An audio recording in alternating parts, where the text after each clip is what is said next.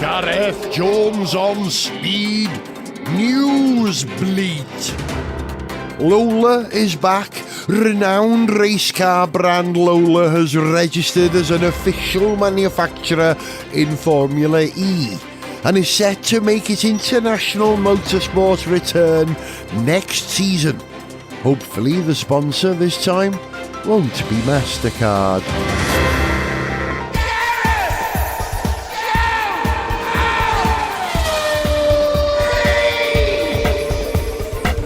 Hello, welcome to a new age of Gareth Jones on Speed. Some things are different, some things are the same. One thing that is the same is that Zog is still with me. Hey brother, how you doing?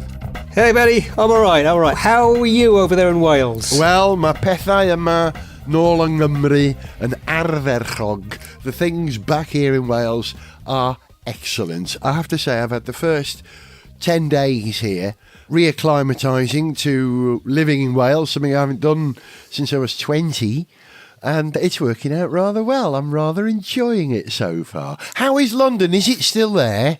It's still here, yeah. It misses you, but London is, I have to say, fabulous, as it usually is. Yeah. But just a little smaller without you. Oh, Zog, that's kind. And I miss London.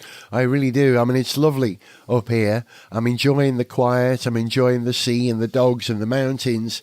But I'm missing the diversity of people around me. And the energy. And that buzz. And the fact that if you want to go and see Dune 2 for a second time, you can go and see it on a reasonably local IMAX screen, which is, there we go. I think the nearest IMAX screen to me in North Wales is probably the same one that you go to in London. I think it is. There might be one in Manchester. Actually, there's one in Bradford, isn't there? There's an IMAX in Bradford. Is that the National Museum of Film and Television, maybe? Correct. Yeah. Do you know what? As I was emptying my loft, I found boxes and boxes of what I call Gaz Top memorabilia, stuff from my TV days on Get Fresh and lots of how-to, all the scripts from how-to, I've got all those. And I'm thinking, what shall I do with them? Maybe I should take them to the National Film and Museum or whatever it's called in Bradford and offload. This is any use to you. It's no good to me anymore. I should sell them on eBay. Anyway, should we talk about cars? Sorry. Let's do that. Yeah. Hey, this was my first Grand Prix in Wales and I haven't got my Sky Dish set up here because I'm still staying with a mate for a while. So I had to watch it on Sky Go. But I was still able to watch it. My screens, computer, everything working fine. I didn't watch qualifying because it was in the middle of the night. But I watched the race. Did you watch quali as well, Zog? I did watch quali. Did you get up in the middle of the night to watch it? No, I watched them both time delayed. Yeah. But I watched the qualifying sessions as well. And what are your impressions of this tumultuous weekend? One of my takeaways was that this does feel like a bit of a kind of marker for the end of the Mercedes era. Oh. I mean, at the same time that, we've had a couple of years of Red Bull being dominant. So, you can clearly argue that, Mercedes has been on the back foot for a while now. Mm-hmm. But a weekend when Lewis Hamilton, who is moving to Ferrari, doesn't finish the race, and the teams that are picking up the pieces when Red Bull have dropped the ball are Ferrari and McLaren. Yeah, it does sort of really feel like that era of the Silver Arrows supremacy is very much in the rearview mirror. I'm wondering why that is. I've got some theories. The first one is that when the engine rules changed last, when was it, 2014? I can't remember. Mercedes had the march on other teams. They produced the most reliable engine. And as we know, in Formula One, it's about three things: the skill of your driver, the stability and performance of your car, which comes from two things, either the motor or aero, or a combination of both. So Mercedes, having absorbed Ilmore, had the ability to make a great engine for that period, and eventually the other teams have caught up. So their advantage has been reduced, but their advantage has also been reduced by the new rules and regulations in Formula One, which limit the amount of development time and the cost cap. I don't know how much Mercedes were throwing at their team previously, but now they can only throw the same amount as everybody else, up to a maximum, and they're not getting as good results. That's how I see it. Do you think it's down to anything else? The cost cap, yeah, I think good point. But I mean, beyond the engine thing, and well, I think you're right about that. That was the last time there was that was when there was the big change in engine regs. There have been tweaks since then, but nothing fundamental in the way that gave Mercedes an opportunity to come up with, a significantly better solution to the problem of, how to build a power plant to these new hybrid regs. Yeah, the cost cap is a part of it, but really, I think Mercedes were just doing everything well. Apart from the engine, they were just running a very, very tight ship. Toto Wolff did a tremendous job of assembling and leading a team that really at every level were getting the most out of very talented people. And arguably you can never maintain that kind of thing for too long. Personnel get poached, the environment changes, and other people have opportunities that they are able to maybe exploit just as well or better than you can. And it's hard to maintain that kind of dominance. So, it's a combination. It's not a single thing. Several things have to come together, not least that Red Bull, have clearly been the better team at, I think, exploiting their resources in the last 3 or 4 years. And that's just eclipsed Mercedes. Ferrari have failed to get the best out of what they have. And one of the reasons that I think we've seen such a resurgence from them is that Vasseur has been able to do a better job of exploiting what they have. I really agree. They've kind of unlocked more performance in a car that hasn't changed really that much from last year. They seem to be much better at we've only got 3 races to judge them on so far this year, but their performance in the pits and strategy-wise, such as it is, has been better. They look like a winning team, and they have been a winning team. Nice. So, all credit to them. And I think this is great to see. And, I'm sure Lewis Hamilton will be delighted to see the team that he's moving to being the one that is taking the wins away from Red Bull. I worked through in my head the other day that Carlos Sainz Jr., we don't call him that anymore, Carlos Sainz, deserves a nickname. And it's the nickname that was occasionally given to Alonso many years ago, El Matador. I think Carlos Sainz deserves that title because he is literally fighting the bulls. He's the only one fighting the Red Bulls at the moment in Formula One. And do you remember last year, Zog, when we were discussing how this next season was going to play out? I said, I think Ferrari are the ones. I think they're the team who've most consistently challenged Red Bull in the last year or two. And it's worked out even better than I thought, Sainz getting a win, though. How must Leclerc feel? Because he's supposed to be the number one, isn't he? Yeah, he is. And I think Leclerc is a better driver, to be honest. But the facts tell us, the statistics tell us that it's been Sainz that has taken the last 2 wins for Ferrari, not Leclerc. Yeah. Each time breaking an unbroken run of wins by Verstappen. What do you make of that? Is that just dumb luck? Is it that we're underestimating Sainz? Was he just extra super motivated this weekend because Behrman did a good job last time out? And, without a driver next year, Sainz is going into the weekend and thinking, right, I've really got to show what I can do. Well, how would you see it? I think all 3 of those things are exactly right.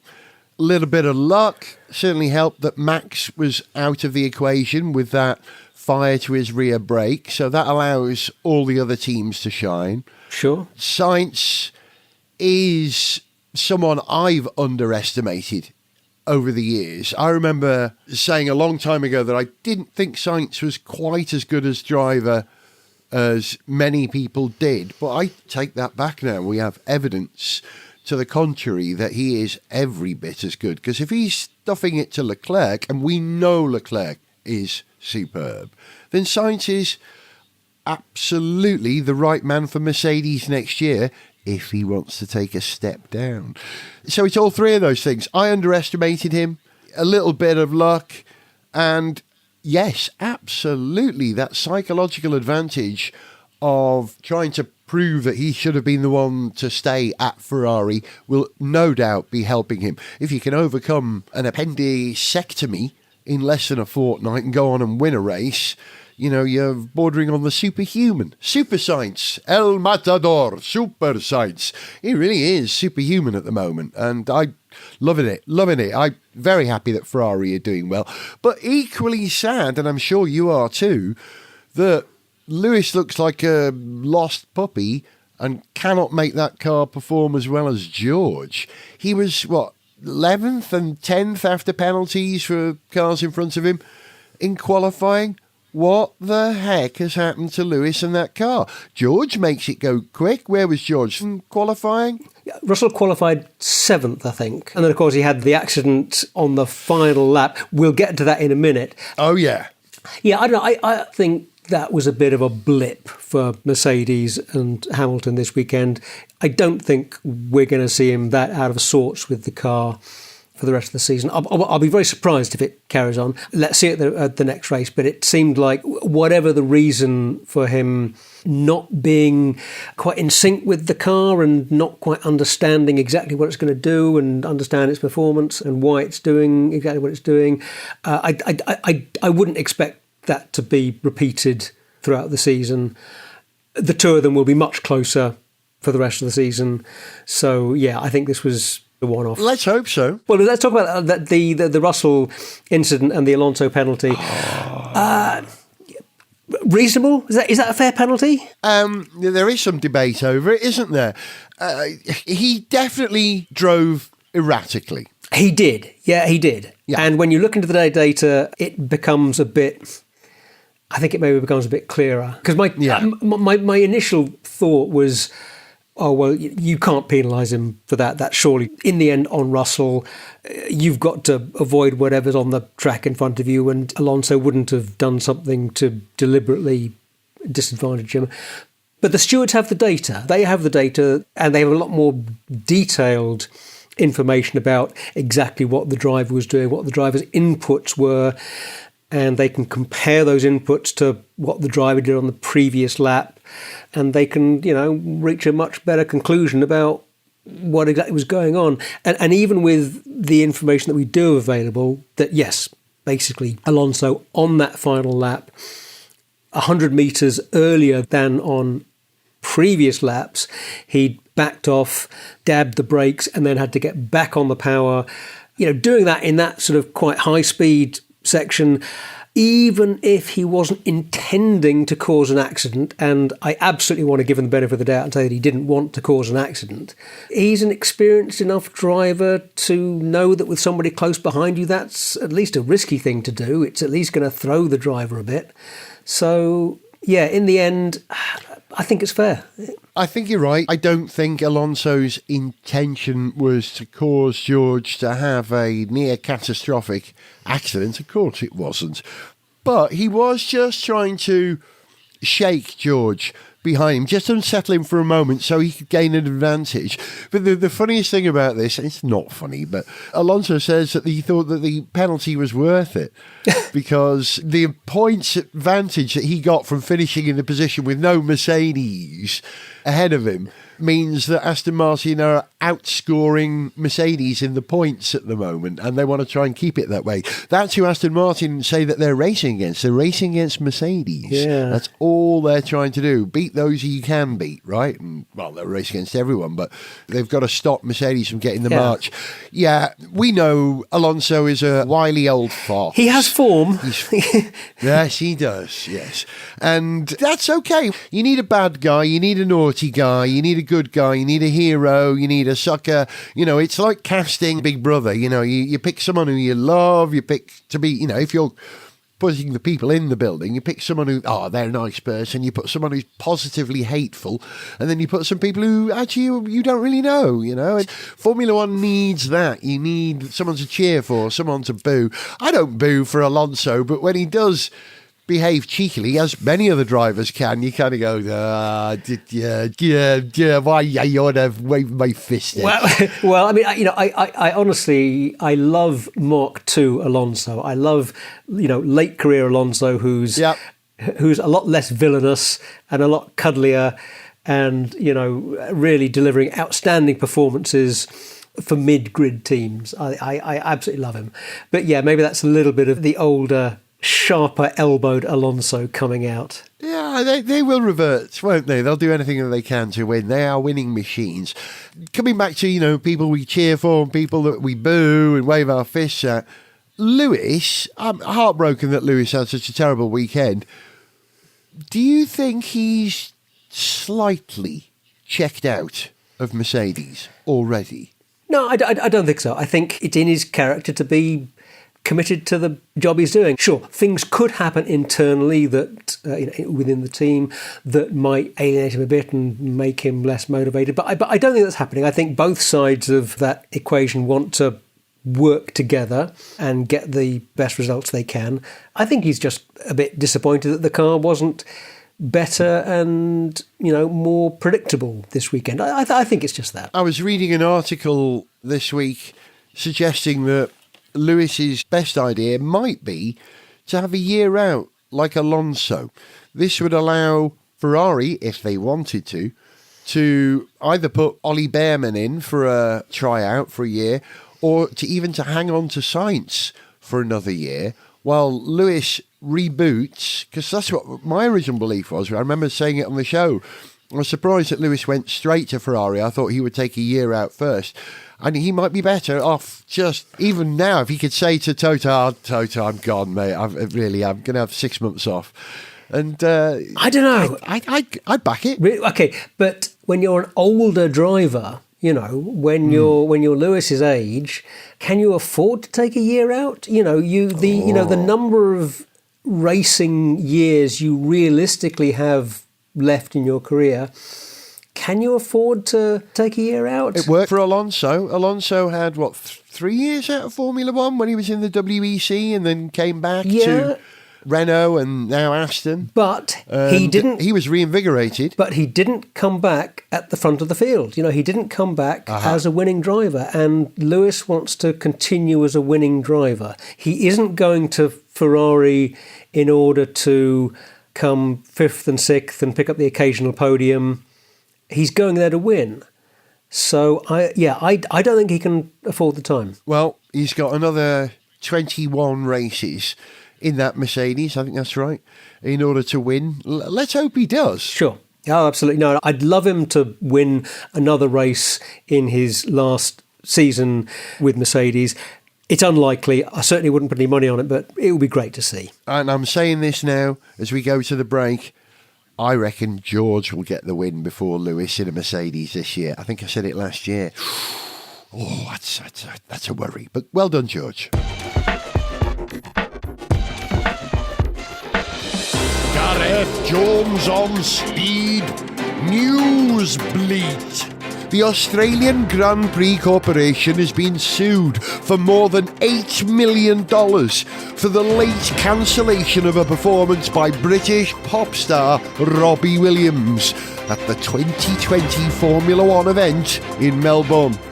Racegoers were waiting to enter the track on March 13th that year when it was announced by megaphone that the event would not go ahead. This wasn't the only Williams disappointment over the weekend, as George Russell failed to finish the race and Nicholas Latifi finished outside the points again.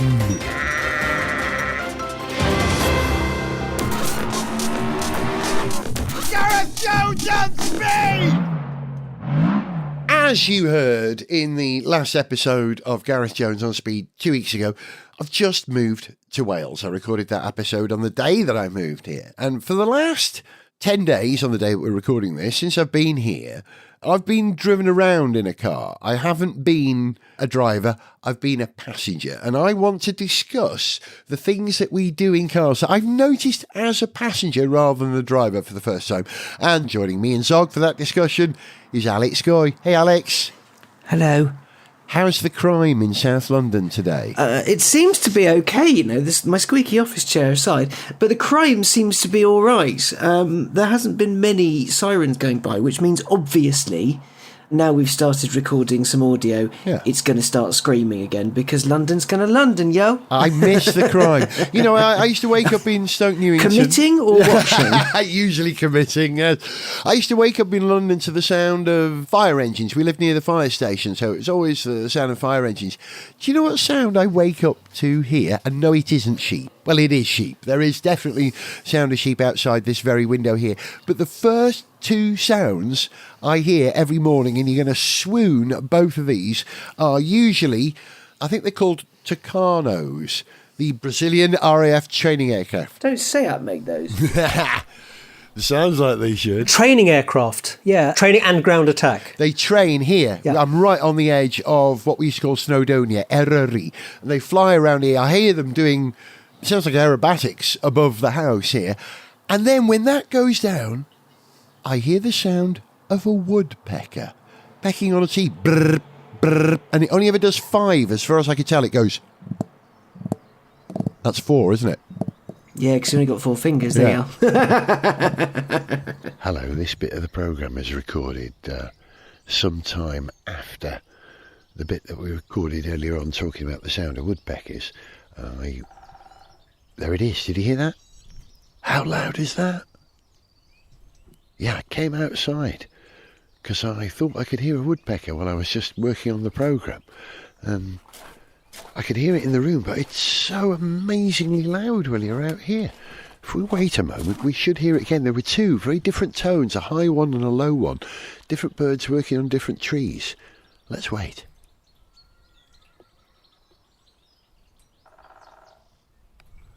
That's incredible, isn't it? There's a row of trees, I don't know how many, a dozen or so, probably 20 metres away. 20 metres away from me, and that's coming from one of those trees. Let's see if we can hear the other one as well. There you go, proof. I'm not making it up. That's the sound I wake up to every morning. I love living in Wales. Gravel underfoot. Woodpeckers. And right on cue, here comes an RAF trainer, probably a Tucano. We now return you to our previously recorded programme. Just incredible. Bullfinches, we've got all sorts of dragons, of course, here, everywhere. It's wonderful. Obviously, there are dragons. Of course there are dragons. And leeks. But as I am being driven around this paradise in North Wales, I observed a couple of things about things I do in cars that I'm wondering if you guys have any little nuances, stuff that you do as well. My first rule is this. If you get in a car with someone else, whether you're the passenger or the driver, you must do everything possible not to close the door at exactly the same time as them. Either they can close the door first and then you can close your door, or you close yours before them. Because if you both try and close it at the same time, you're going to get a pressure wave in your ears will pop, the doors might not even close properly. Do you do that? I don't, but that was exactly where I was going. As soon as you said closing the door at the same time, I thought, okay, is this an air pressure thing? Yeah. So, no, I've never, that honestly never crossed my mind until you started describing that, but okay, interesting, fair point. Yeah, no, I'd never thought of that. Okay, sitting as a passenger, you sit back, you don't lean forward because they need to see their wing mirror. You aware of that sort of stuff that you do? A little bit, but I like to be guided by the driver. I defer to the driver. Yeah. Even in such matters as music choice, although there are limits. Yeah. You and I, Gareth, have an agreement. We have an agreement. We have a particular agreement. Driver chooses the music. Yeah. However, if we are both in a car, you have a veto on any ABBA, and I have a veto on any Dexies. Yeah, it's fair. So that's simple as that. Completely it's fair enough, and utterly workable. Yeah. Alex, do you have any nuances in the car? I bet you're one of those guys who, when they get in a car, they line up all the air vents horizontally, so they've got to be perfect, right? You know what? I'm not. I'm really unfussed about most things. I'm kind of laid back. The only thing that gripes me, because I'm very rarely a passenger, because my other half doesn't drive. My friends don't like driving, so if we all go somewhere, I tend to be the one doing a driving if we don't get a train. So the things that annoy me is, as you were saying, if you're at a junction looking left and right, and if your passenger's leaning forward, like, I need the wing mirror, and you sort of have to scoop them out of the way and go, look, I'd rather we lived. Yeah. So maybe get out of the way, little bit of awareness. The other thing, in my car with a roof, obviously I don't really have reliable sat-nav, but I have a terrible sense of direction, so I rely on Google Maps. So I hook it up via Bluetooth, which means if we're coming up in a direction and it starts making noises, I have to very suddenly shut everyone up so I can hear what's going on. Yeah. So can you just shut up, because I need to do the things. I can't touch my phone. I'm just listening to this. I'm not really bothered about lining stuff up. I mean, there's never any litter in my cars. Ever. Oh, ever. You said that at the same time as me. Oh. Ever. You are so different to me, Alex. Yeah. It just leaves the car with me. There's some stuff in the door bins of my stopgap TT, for example. You know, there's some stuff in it, but it's stuff that belongs to the car. If there is a Mars wrapper or a bag of crisps or something, when I'm taking my actual bag out of the car, I also then take all the rubbish with me, because the idea of it smelling like, you know, the cooked meats aisle of Asda fills me with dread.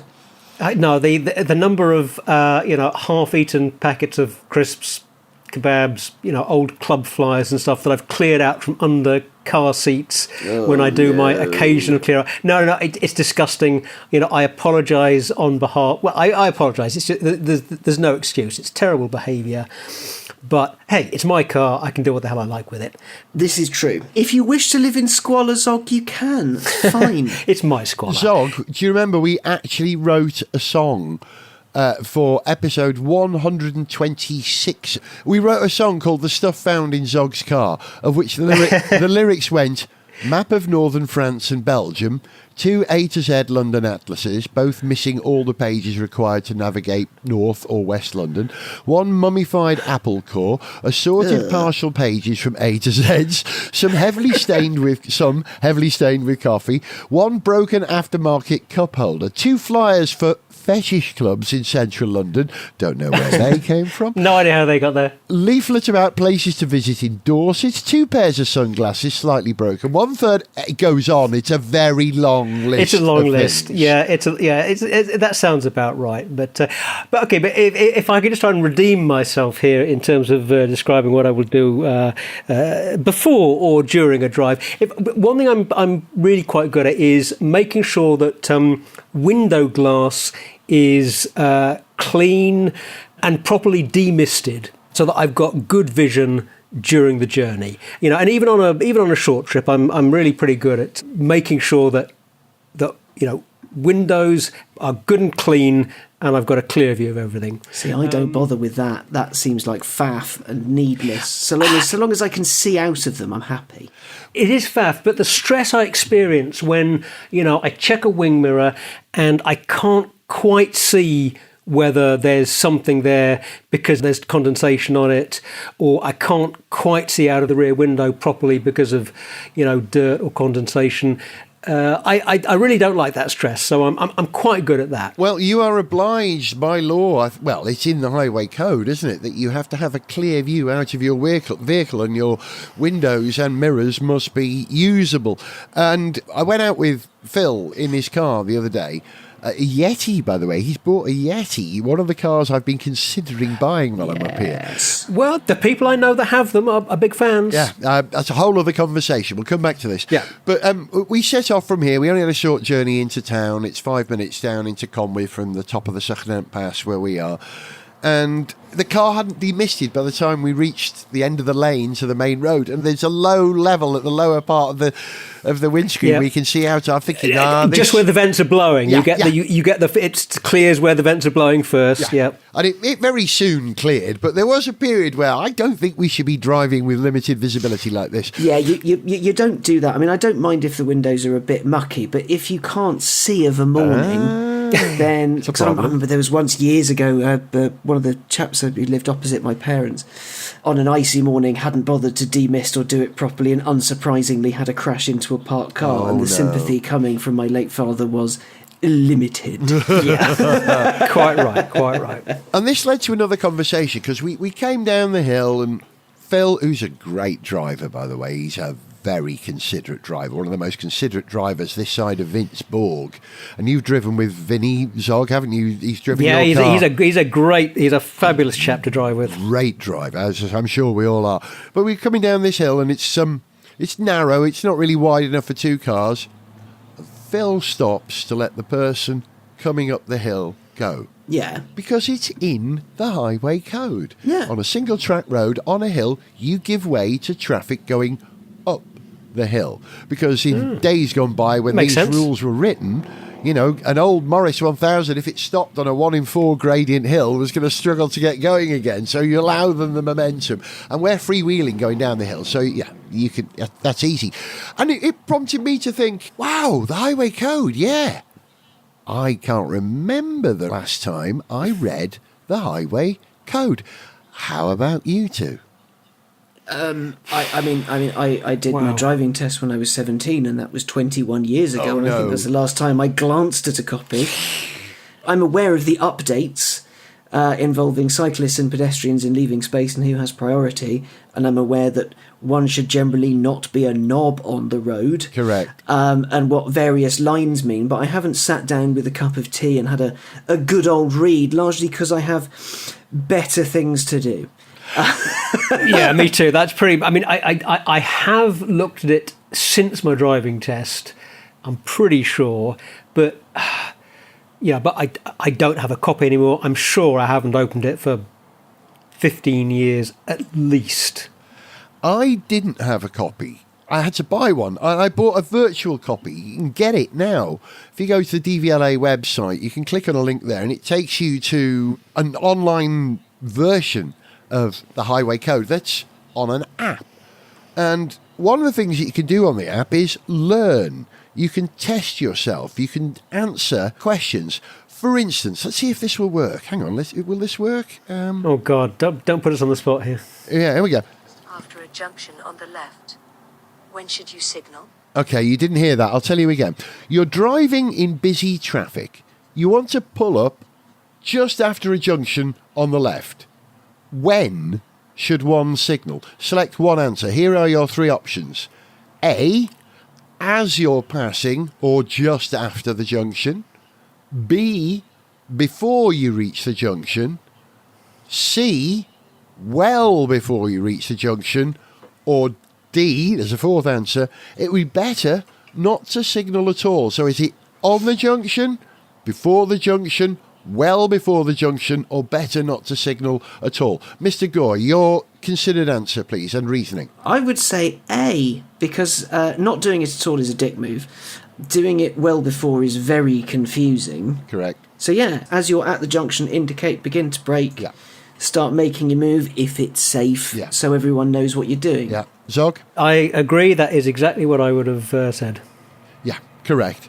I tend to do it when you get to the point at the junction where you would have turned left. You can indicate in my mind. So it's at the junction and beyond. Yeah, once you're past the point at which the signal could be interpreted as indicating you're going to take that turning, Yeah. then you can signal. Yeah.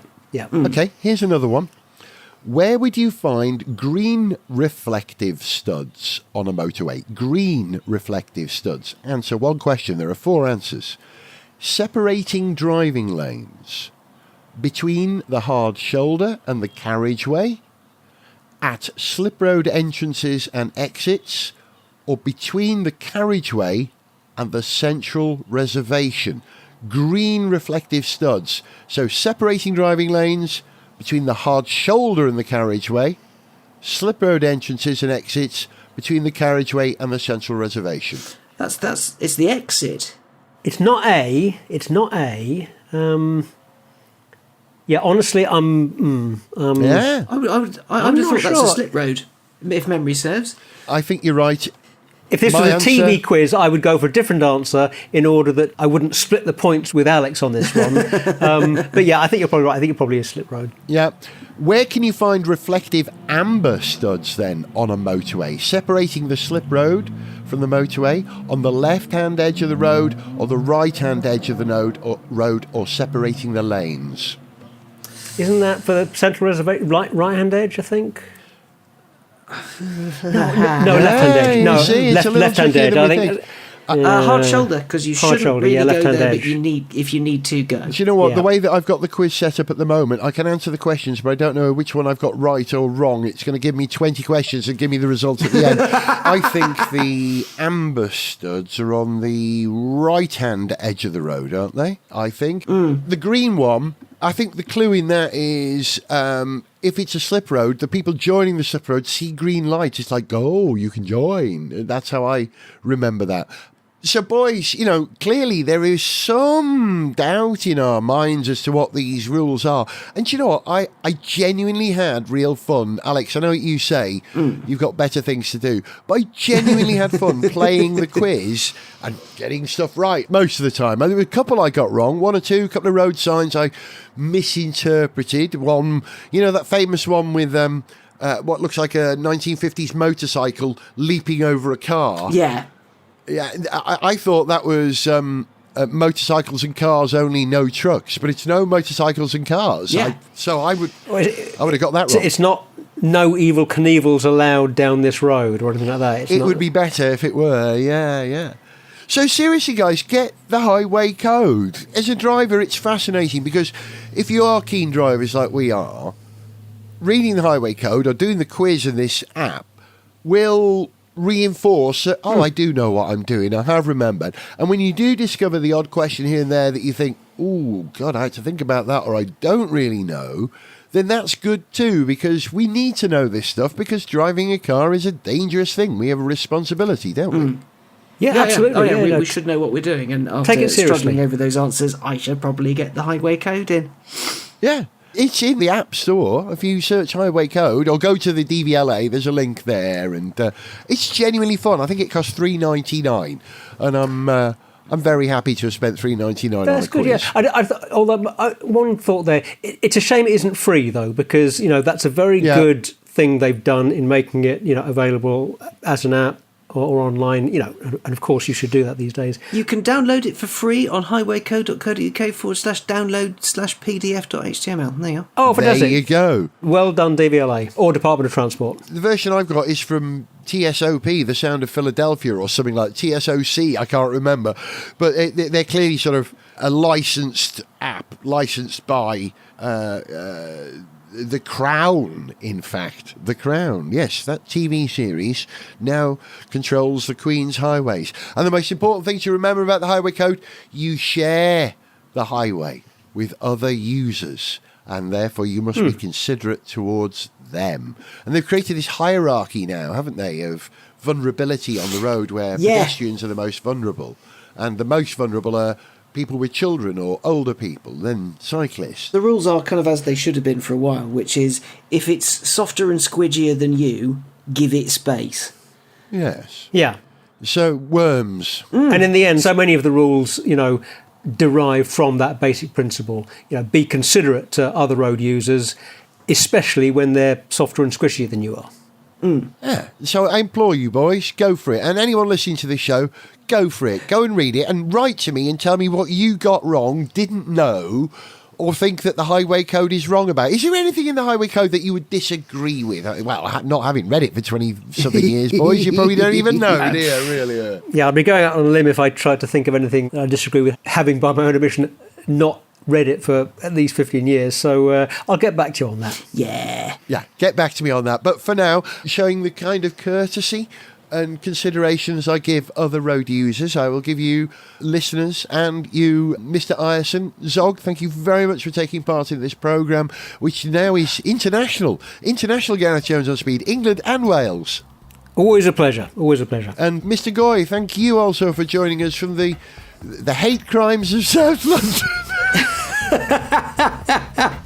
Well, I do my best. Lovely to see you. Bye. Bye-bye. Bye-bye. See you on the highway, chaps. Bye-bye. Farewell. Hug, hug. Meow. And before we go, why not? We mentioned it earlier on. Here is that list of things found in Zog's car, but this is the 2024 Dub Remix. Enjoy.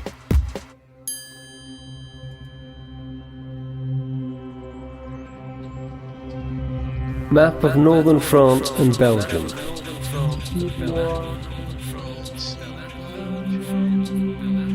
Two A to Z London atlases, both missing all of the pages required to navigate North or West London. One mummified apple core. Assorted partial pages from A to Z's, some heavily stained with coffee. One broken aftermarket cup holder. Two flyers for fetish clubs in central London. Don't know where those came from. Leaflet about places to visit in Dorset.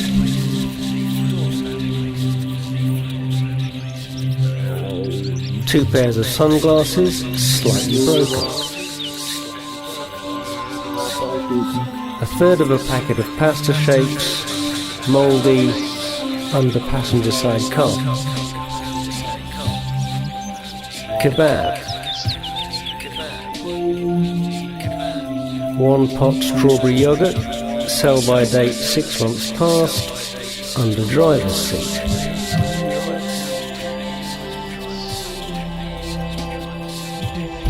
Two parking tickets, unpaid.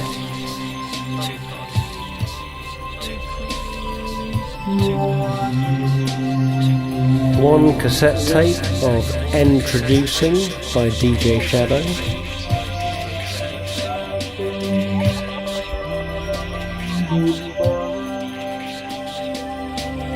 Seven-inch off-cutter radiator hose.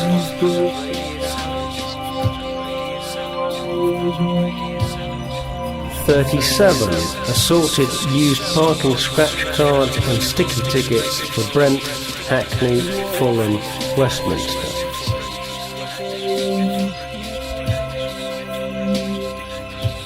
Set of dinosaur stickers, free for Saturday Guardian. One ski glove. One pair seized and rusty pliers.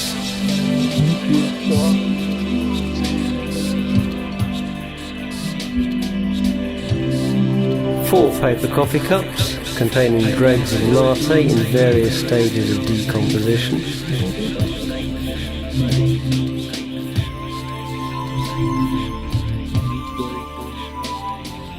Set of jump leads, incomplete.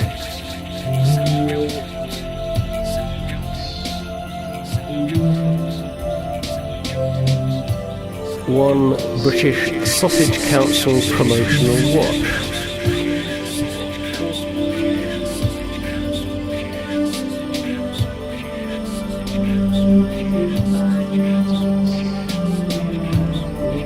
Cheap 1/4-inch drive socket set, broken.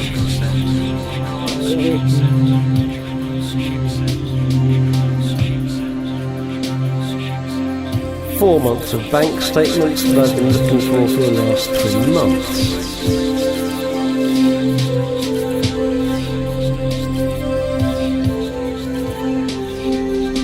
One UK Atlas.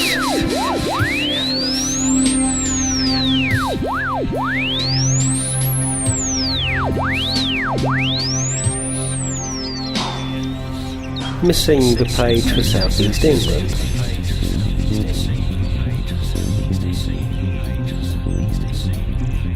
Packet of latex gloves, empty.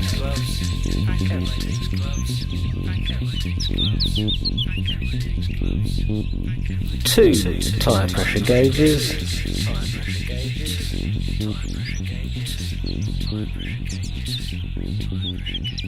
One electric tyre pump.